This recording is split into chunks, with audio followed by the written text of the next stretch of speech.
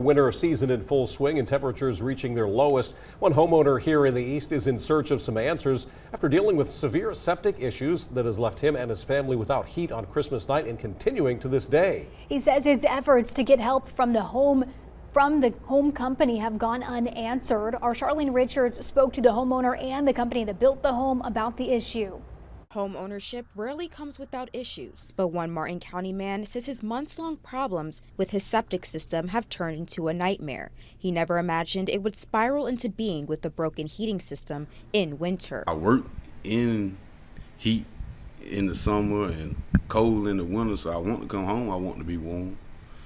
I really don't know like what else to do. Rodney Wilson bought his home from Clayton Homes in 2023 and says the flooding started last May. He says it's caused by the septic system and that the pooling of water recently damaged his heating and air system. Text messages on May 17th show an exchange with a local Clayton Homes general manager who says the company has been, quote, actively trying to get someone out to the home about Wilson's septic concerns. Wilson says the only time someone came to check on the septic system was 3 months later in August. According to documents, an environmental health specialist with Martin County stopped by. Wilson says the person stuck a probe in his lawn and left. Close to the year mark, I called the corporate office.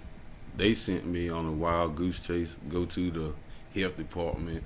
Someone came out here. He only just looked around the yard, stuck a probe in the ground, and got in his car and left. So how can you determine that the septic tank is up to code? In response to Wilson's concerns, Clayton Homes sent a letter to him on December 18th, saying the septic system was installed in accordance with the local health department. The letter says the recommendation by the health department, quote, is to install some gutters to divert the storm rainwater away from the septic tank and our drain field, end quote. The health department also recommends a ditch or diversion along the left property line to allow for sufficient drainage. Clayton Homes noted that gutters, ditches, and lot maintaining items were not part of the sales contract. Wilson says days later on Christmas night, his septic system backed up, flooding his heating and air system. He says an insurance adjuster stopped by on December 30th and found that the entire ventilation system is in need of replacement, with walls testing positive for moisture.